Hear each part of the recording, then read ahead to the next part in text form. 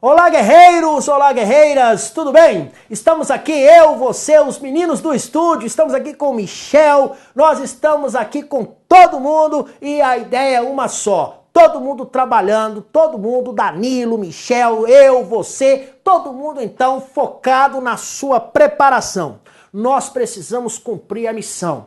Uma missão foi nos dada. Que missão foi essa? Nós vamos gabaritar as questões, então, na Polícia Civil de São Paulo. Professor, a prova é difícil. Difícil para quem não se prepara, para quem não faz resumo, para quem não resolve questões. Aí realmente a prova vai ser um inferno. Mas para você que está aqui comigo e que está avançando no terreno, para você não, para você o resultado é diferente, tá bom? Então vamos seguir em frente, eu e você e eu, nós precisamos novamente ficar atentos a alguns aspectos que eu falarei.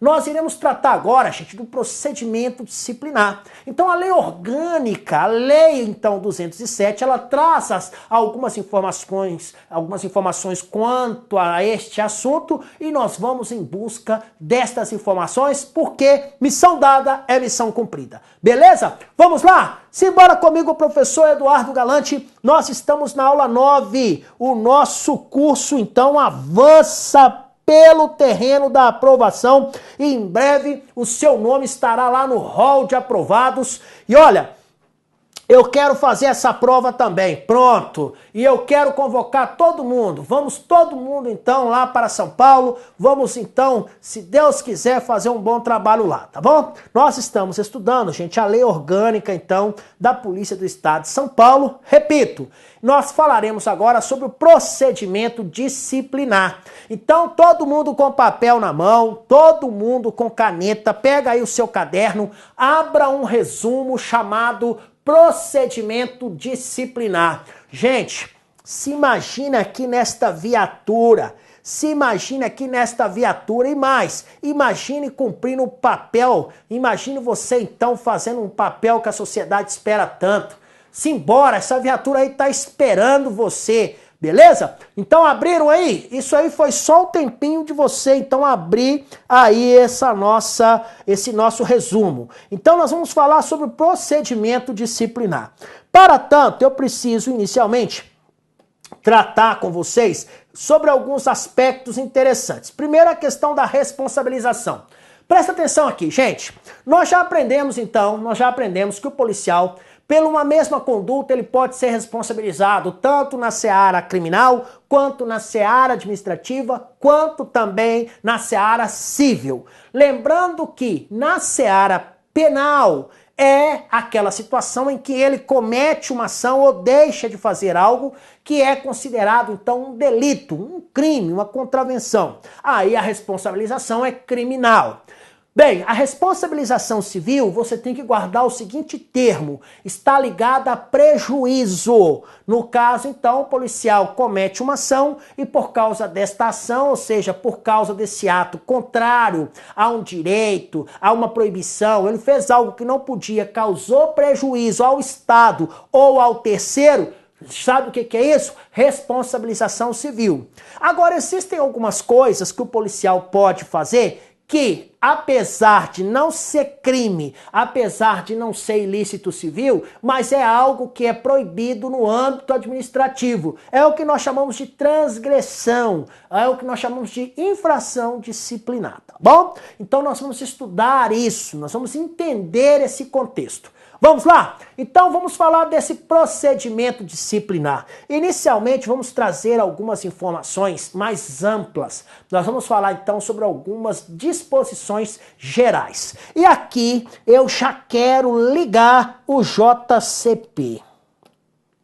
Professor do céu, o que é um JCP? JCP é o seguinte, já caiu em prova. Então você que ainda não está acostumado comigo, se acostume. Já caiu em prova. O que já caiu em prova, professor? Pelo amor de Deus, me fala, eu quero que caia de novo. Gente, como que vai ser feita a apuração das infrações no âmbito da Polícia Civil? A apuração das infrações, ela será feita então mediante sindicância ou mediante processo administrativo. Foi isso que caiu na prova.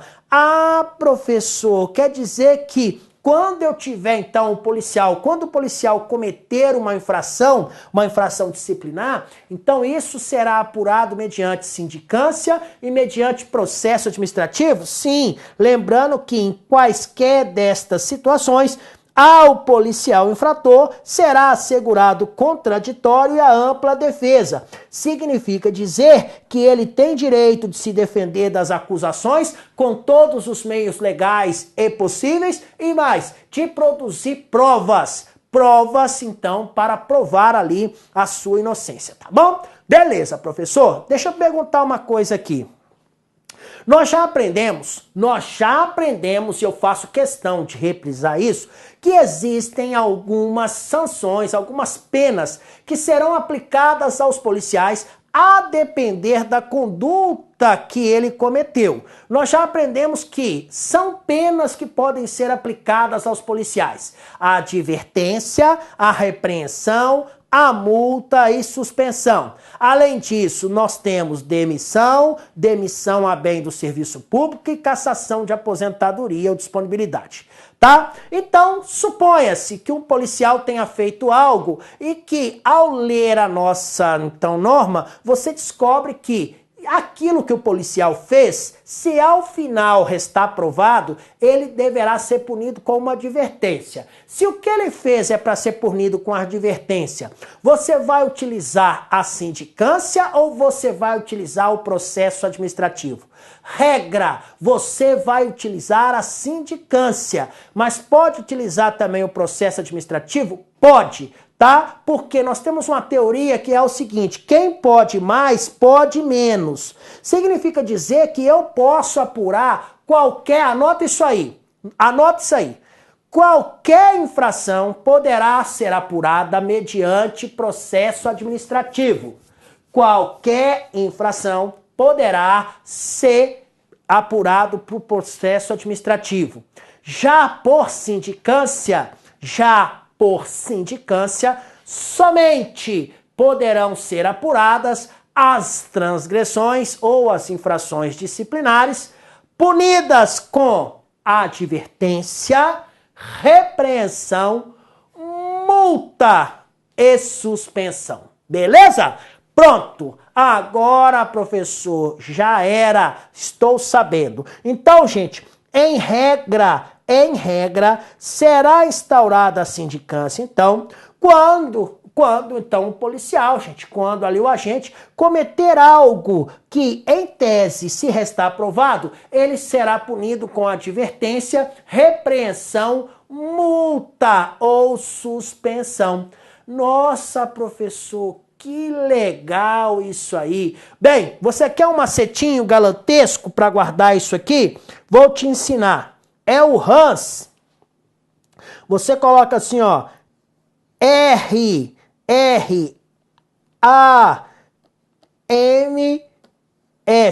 Pronto. O que vai ser apurado mediante sindicância? As rãs. O que é isso, professor? As condutas punidas com repreensão, advertência, multa ou suspensão. Viu aí? Então pronto, na hora da prova é só você lembrar. O que vai ser apurado com sindicância? Aquelas condutas que forem combinadas com as penas de rãs. O que é isso, professor? Repreensão, advertência, multa ou suspensão. Pronto, agora eu já posso avançar mais um pouquinho. Eu já sei o que eu vou apurar mediante sindicância. Bem, além disso, o que eu irei apurar mediante processo administrativo? Gente, presta atenção nesta palavrinha aqui, ó. Esta palavrinha aqui trouxe todo o contexto. Será obrigatório. Opa! Aí sim, professor.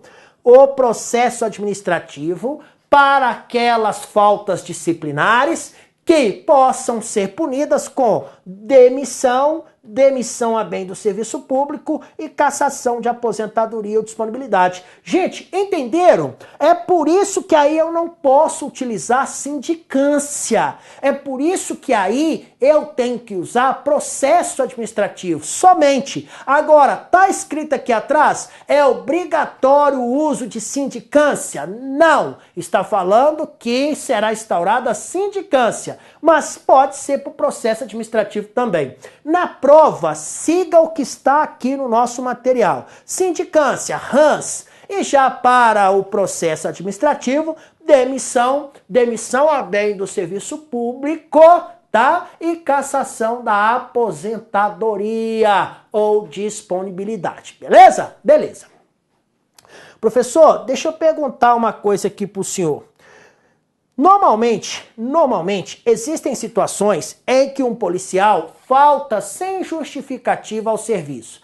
Aí, quando ele falta sem justificativa ao serviço, contra ele é instaurado ali, então, um processo. Professor, mas e se ele, tá, logo que abandonar o cargo ali, se ele tiver pedido exoneração? Então, se ele pediu exoneração, não é abandono de cargo. Significa dizer que ele quis ir embora. Então, não é caracterizado como falta o fato do servidor ter pedido exoneração, tá? Isso não é, isso então aí não será considerado como, então, um abandono de cargo. Muito pelo contrário, ele quis ir embora.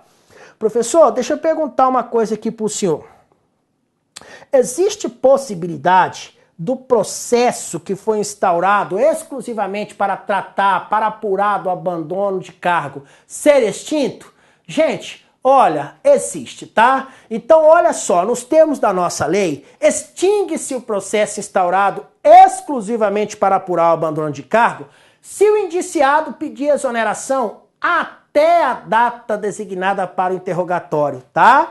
Então, se ele, é o seguinte, foi instaurado, então, um processo para apurar ali o abandono de cargo. E aí, o que o policial faz? Ele tem até o interrogatório ali para tomar uma decisão na vida dele, que é o seguinte, ele já sabe que está alinhado mesmo, para ele não ficar, então, com uma ficha, né, horrível, o que ele faz? Até o interrogatório, ele vai lá e pede exoneração. Bom, então se ele então estiver respondendo um processo por abandono de cargo e aí, caso ele, até a data do interrogatório, ele peça exoneração, esse processo então será extinto. Cuidado, hein? Vamos agora para um novo resumo. Abra aí, por gentileza, no seu caderno o resumo chamado sindicância. Sindicância. Beleza? Abriram sindicância? Vamos lá então. Gente, vamos buscar informações, vamos em busca de informações que são importantíssimos para a nossa prova. Que informações são estas? Aquelas que dizem respeito a estes procedimentos. Inicialmente eu vou falar sobre a sindicância, depois eu falarei sobre o processo administrativo. Então, gente, primeiro, quais são mesmo aquelas situações em que nós teremos uma sindicância? É o caso de RANS. Estão lembrados? Pois é. Então, no caso de uma RANS, ou seja, no caso do agente ser punido com uma repreensão, com uma advertência, com uma multa ou até mesmo suspensão, o que acontece? Ele, então, esse procedimento poderá ser apurado mediante sindicância. Só que você há de concordar comigo que instaurar uma sindicância, ou seja, apurar se alguém fez algo ou não, isso não pode ser feito por qualquer pessoa. A lei tem que atribuir esta competência. Então, tem que ser pessoas ali focadas, pessoas destinadas a este fim. E aí, nos termos, então, da nossa lei, quem são aquelas pessoas competentes para determinar a instauração da sindicância? Gente, então, para determinar a instauração da sindicância, nós teremos aqui a previsão daquelas autoridades que estão lá no artigo 70. Quem são estas autoridades, então? Quem pode instaurar uma sindicância? O governador pode, o secretário de segurança pode, o delegado-geral de polícia pode, até a pena de suspensão. O delegado de polícia corregedor, ele pode até a suspensão de 60 dias. Se a suspensão for uma suspensão, então, por exemplo, de 90 dias, ele não pode, tá bom? Então, delegado corregedor até suspensão de 60 dias e os delegados de polícia corregedores auxiliares até aquelas, que é considerada até aquelas penas de repreensão. Então aí está quem são aqueles que podem instaurar a sindicância. Nossa, professor, agora eu gostei, eu também. Vamos ver aqui, ó. Vamos ligar então, ó. Instauração de sindicância. Quem pode? Governador, secretário de segurança, delegado de polícia, o delegado geral, o corregedor até suspensão de 60 dias e, no caso, os delegados corregedores auxiliares até de repreensão. Pronto, já sei quem são aqueles então que poderão. Eu já sei quais são as condutas que eu irei apurar mediante sindicância, eu já sei quem pode instaurar. Gente, suponha-se que no caso a sindicância seja instaurada contra um delegado. Então foi o delegado que fez uma coisa errada. E aí o que acontece, gente? Nesse caso, como ficaria a situação? Quem pode então instaurar uma sindicância quando o acusado for um delegado? Gente, quando a determinação, então, incluir um delegado de polícia, ou seja, quando o indiciado for um delegado de polícia, só poderão instaurar estas sindicâncias as seguintes autoridades. É só daqui para cima. Então você coloca aqui, ó, delegado de polícia, corregedor auxiliar, vamos anotar aqui, ele não pode instaurar sindicância contra delegado. Não pode instaurar sindicância contra delegado.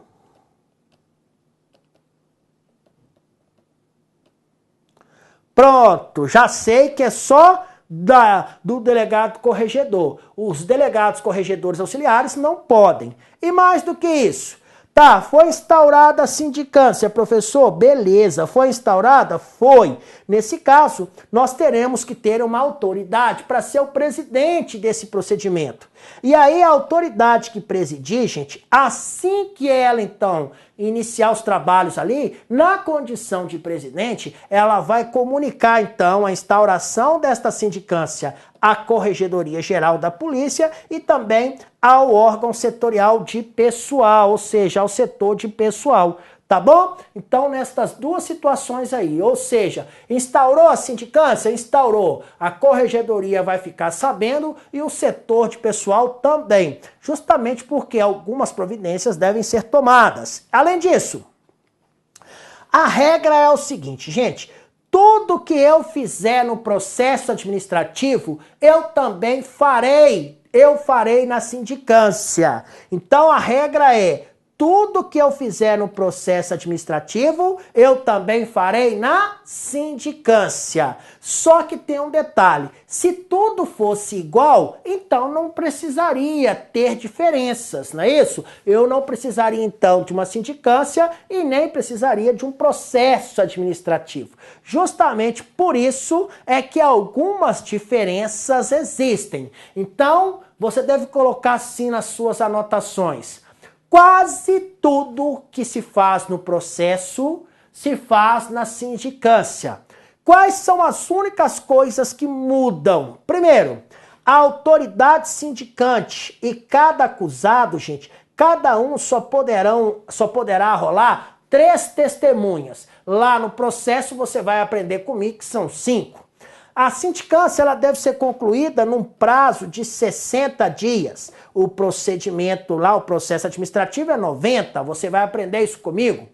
Com relatório, gente, a sindicância será enviada à autoridade competente para a decisão. Então, estas aí são as 3 diferenças básicas. Então, tudo que é feito lá no processo administrativo é feito à sindicância também. A única diferença são estas 3 aí, tá bom? Beleza. Professor, deixa eu perguntar uma coisa aqui para o senhor. O delegado geral de polícia, ele tem uma importância muito grande no procedimento administrativo, aí, no procedimento disciplinar, não tem? Tem.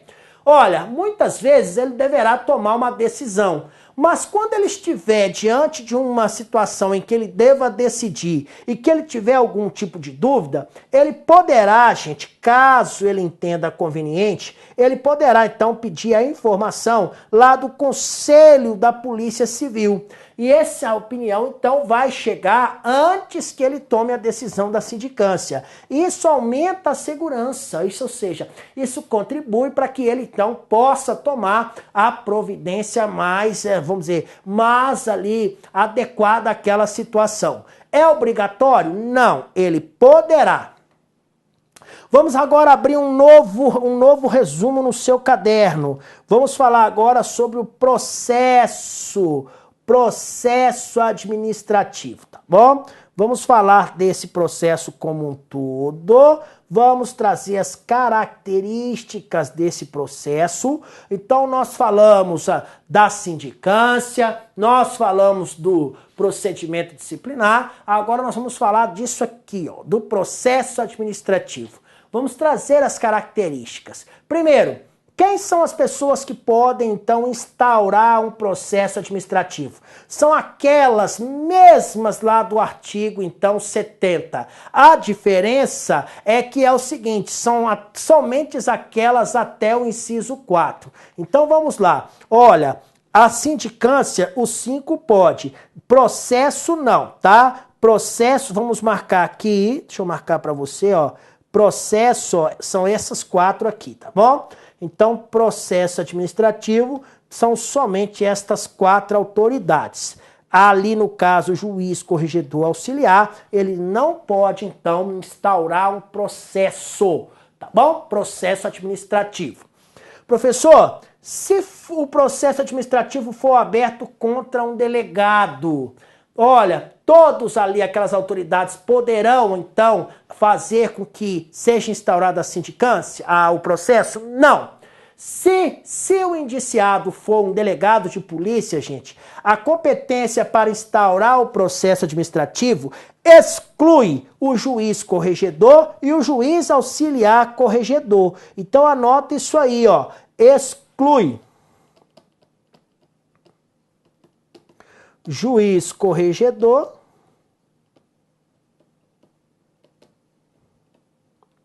e o juiz corregedor, não, juiz, pelo amor de Deus, o delegado corregedor e o delegado corregedor auxiliar, tá bom? Nossa senhora, que corregedor mais horrível, gente. Ô, Jesus. Vamos lá. O delegado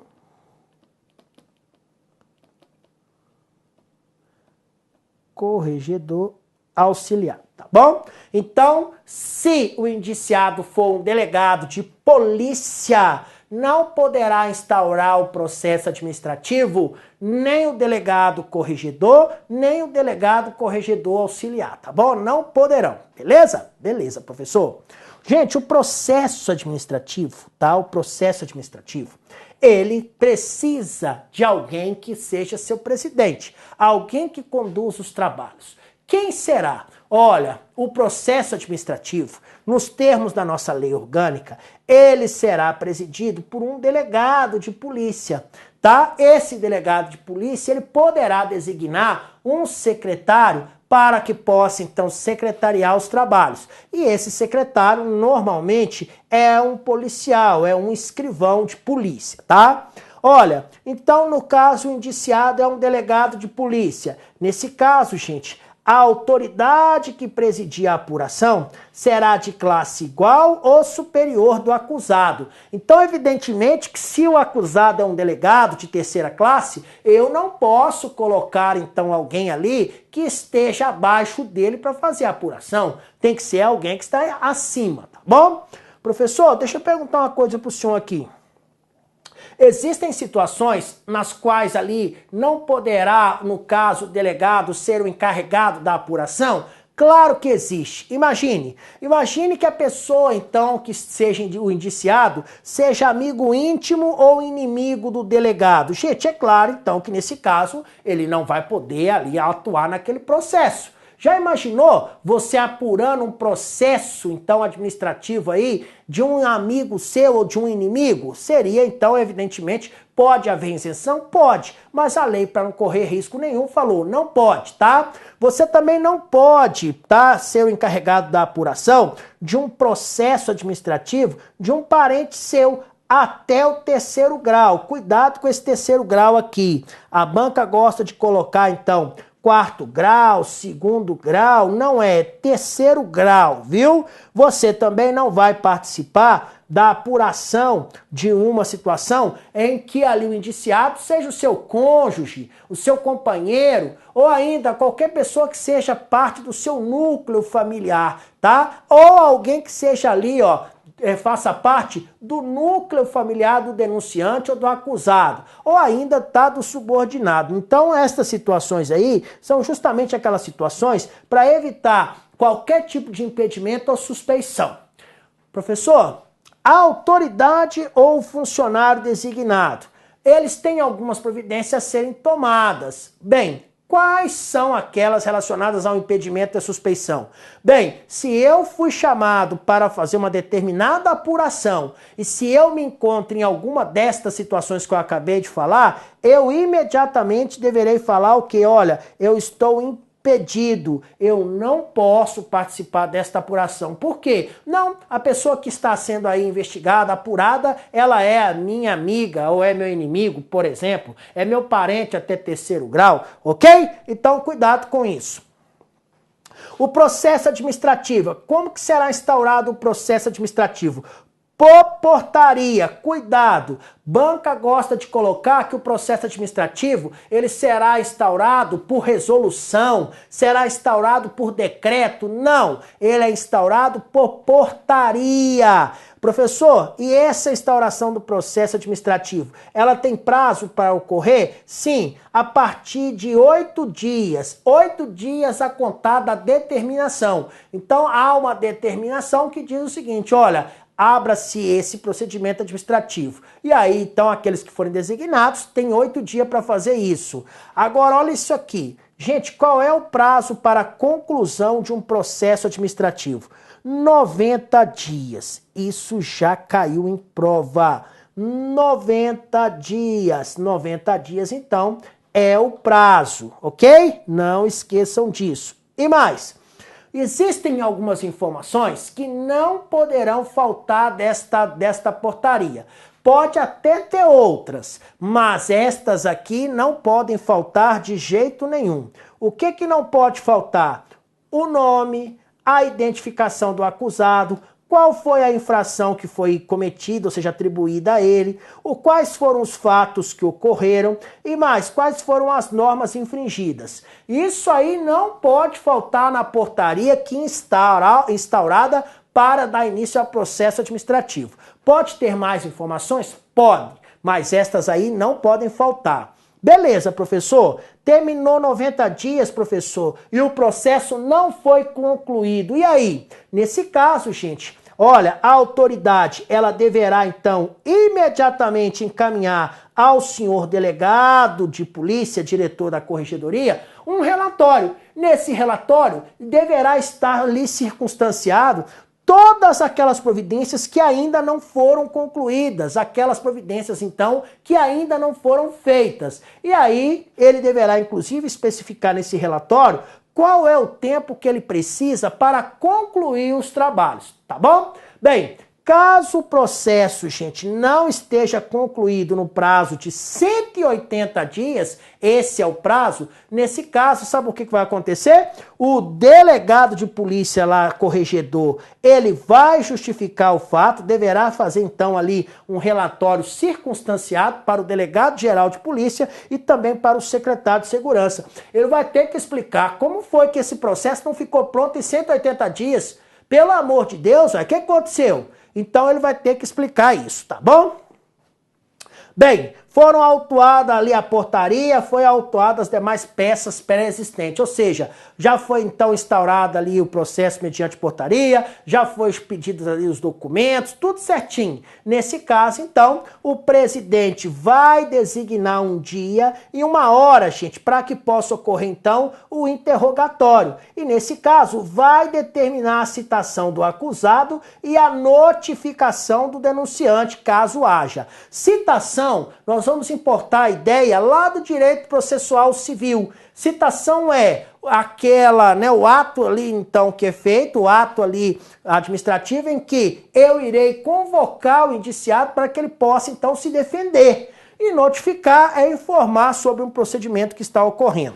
Esse mandado de citação, ou seja, esse ato praticado, convocando então para que o indiciado possa se defender, esse mandado de citação, ele deverá ser instruído com uma cópia da portaria. Nesse mandado deverá constar a data, a hora e o local do interrogatório. E mais, deverá constar ainda que ele deverá, né, que ele poderá estar acompanhado de um advogado, tá? E mais, a data, hora e local da oitiva do denunciante, caso haja, tá? Que no caso deverá ser acompanhada pelo advogado do acusado. Então, caso haja ali a oitiva do denunciante, nesse caso o advogado então do denunciado poderá acompanhar, tá bom?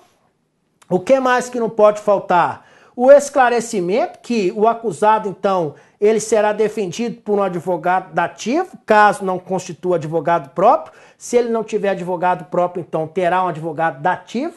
A informação que ele poderá rolar testemunhas, que ele poderá pedir provas e que ele terá 3 dias para fazer isso após o interrogatório.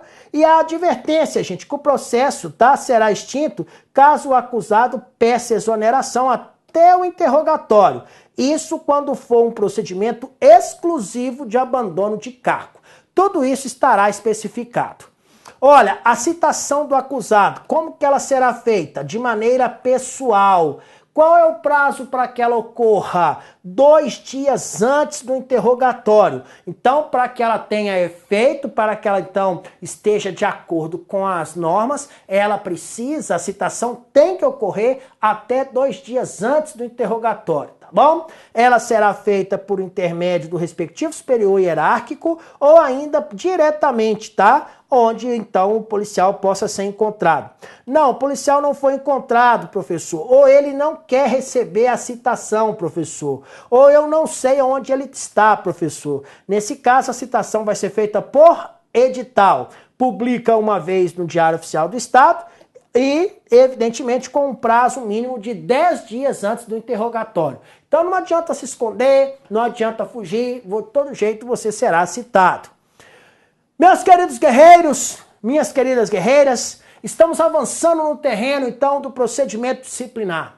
Eu tenho certeza que você está focado, que você está fazendo com certeza os resumos e isso certamente nos credencia a um bom resultado. Vou ficando por aqui, um beijo no coração de vocês, fiquem com Deus, até a nossa próxima aula. Tchau, tchau!